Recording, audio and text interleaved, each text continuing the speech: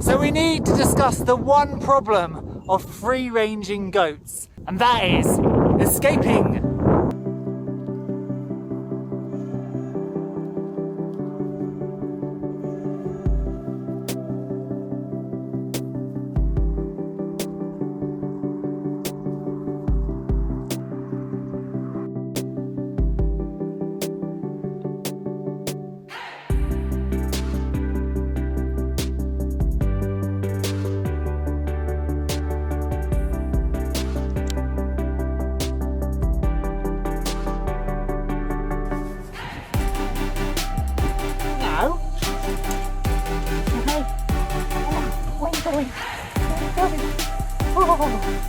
Hello. Hello. Very cute. This is Stumpy. This is Stumpy. This is Duke. So we are a rural farm in Suffolk, England with about 37 acres, and we have mostly rewilded, but we have a market farm garden and we have rare local breeds such as our Anglo-Nubian goats. And they mostly free range across the entire property, which is fantastic for their welfare and their health. And I barely have to do any worming or foot trimming because they're living a completely natural life as much as they can get it. But it is a little bit stressful when it comes to knowing where they are. And so when they're not at the farm, they're in this paddock with the caravan and they have an electric wire strand around the top just to stop them escaping. And that just gives me a little bit of a sense of comfort when I'm at home or I'm away, that I know exactly where they are. But when I am here, the gate is opened and they are released. Now, one of the first things we did when we came to the farm is we got the road fenced off. So our road, and it's quite a busy road, it's 60 miles an hour country road with a lot of lorries going along it. So the first thing we did, it runs along here. First thing we did, we got that stock proofed. So I know that the goats would have to try really, really hard to get onto the road. So that gives me some peace of mind. And then this field is our neighbours, and that's all stock fenced along there. So really the only place where they can get out is they could get through into the wood over there, and they can get into my neighbour's field right over the back.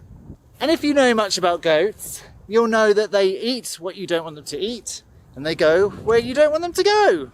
And so although the plan was to have them free-ranging just this field and the pit, they don't want to do that. They want to go further afield. Now they are super good in coming back. They have a routine. So at night, as I say, and when I'm not here, they are locked away in their caravan paddock, and then they come out.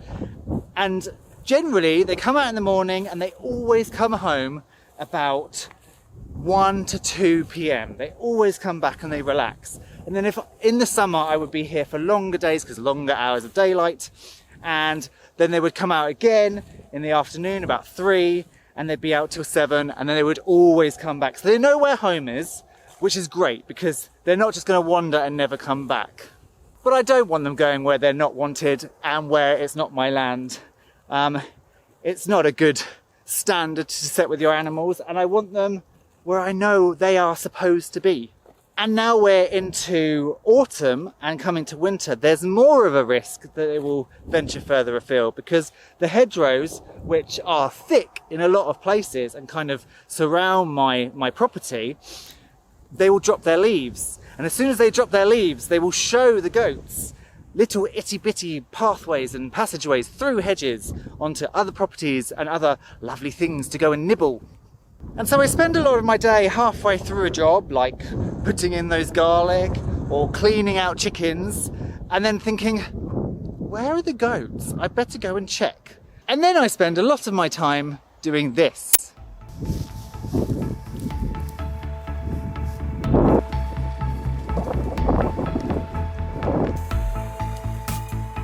Goaties! Goaties! You down here? You down there? What about down here? So that all means I pretty much spend an inordinate amount of time wandering around the farm looking for the goats, just to check where they are. Not if anybody's hurt, but just to make sure they're actually still within my acreage. Because there has been one time where they went over through the hedge to my neighbour's field, and he was totally fine about it. But it's not neighbourly to have your goats going on other people's property. Well, I found them. They're in the back meadow, grazing this hedge. There's a lot of sloes. I need to come and pick some sloes for some gin. But here they are. What are you doing, everyone?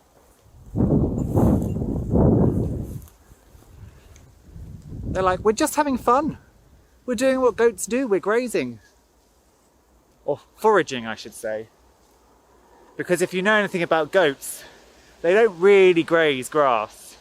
They are more of a forager. They'll go along all of your hedgerows.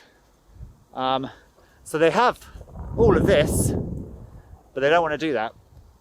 They want to do the hedgerows. And that's when, of course, they find the little holes to sneak through and go where they shouldn't.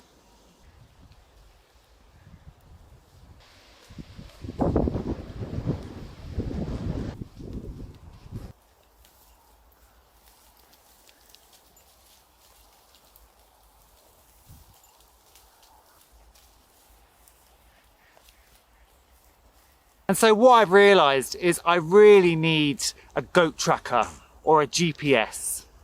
Something really, really simple so that when I'm here and the goats are out, I can just log onto my phone, onto an app, and I can see exactly where they are. And it means that I won't have to go traipsing around the field unless they're dangerously close to going next door. And in that case, instead of spending half an hour, 40 minutes roaming the entire 37 acres trying to find them, I can see exactly where they are and go straight there. And I should only need the one because they all stay together as a herd. It's very rare that they split up, and when they do split up, I know where they are because I can hear them calling. And I'm thinking I'm going to put it on JJ because he's the billy. He is the one that they all stay with. And so I think that is the GPS boy. However, this is where the problem lays. I can't find one. I just want something really simple. I don't want something I'm going to have to subscribe to, have a subscription to every month.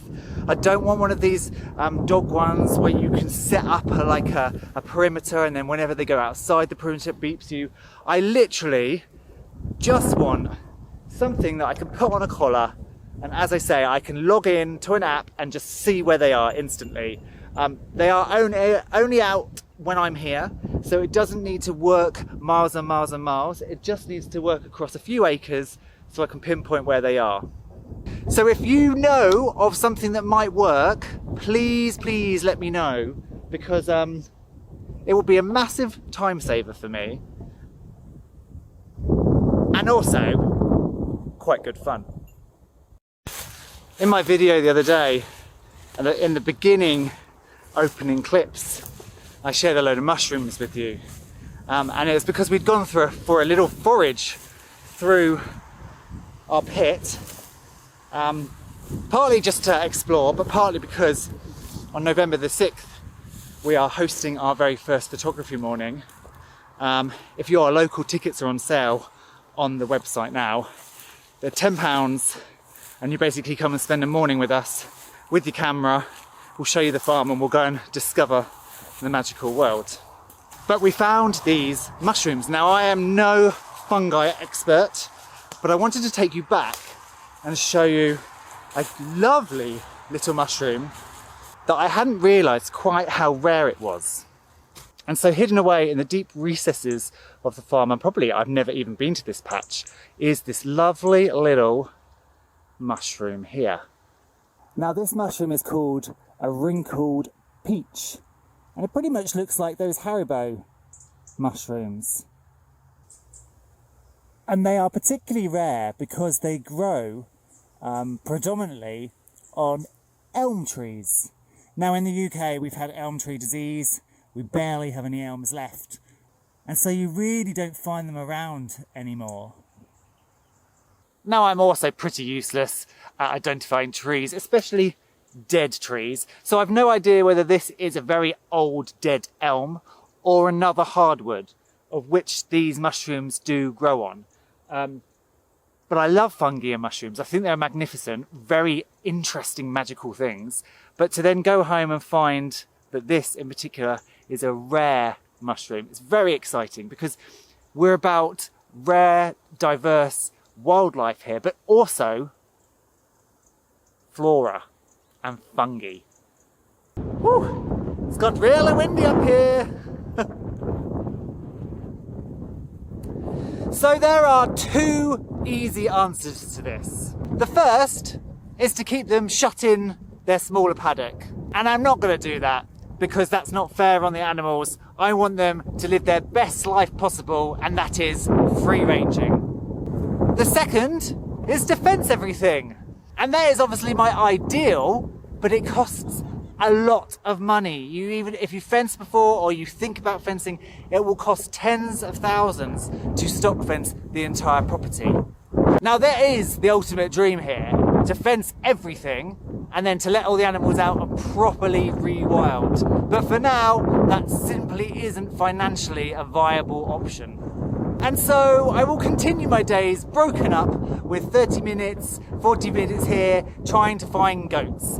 And in the meantime, I will try and find a GPS tracker that I can add to a collar and then follow them around the property. Make my life a lot more simple and easier and less stressful. But the main takeaway here is I want my goats to be happy, and happy is doing what goats do best and just being out free ranging as much of the time as possible. So if I have to waste a bit of my time trying to find them, that's my problem. So if there is a GPS, please let me know. But for now, I'm just going to continue enjoying free range goats.